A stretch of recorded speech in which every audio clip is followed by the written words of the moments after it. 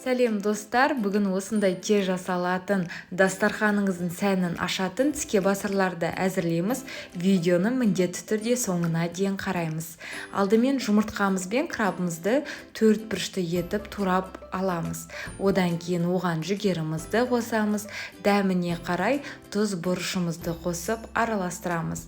Барлығын жақсылап араластырып болған соң майонезді қосамыз.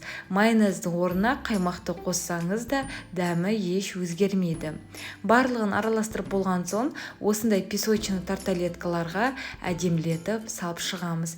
Бетін әртүрлі қылып әсемдесеңіз болады. Мен укропты қойдым, септім. Сізде укроп болмаса петрушканы да салсаңыз болады. Мінеки достар, біздің тіске басарымыз дайын болды. Жаңа жылдық дастарханыңызға қойсаңыз болады. Ал менің YouTube арнамда осындай тез жасалатын жұмсақ вафлидің рецебі бар. YouTube каналыма кіріп қарап көрсеңіз болады. Ас болсын!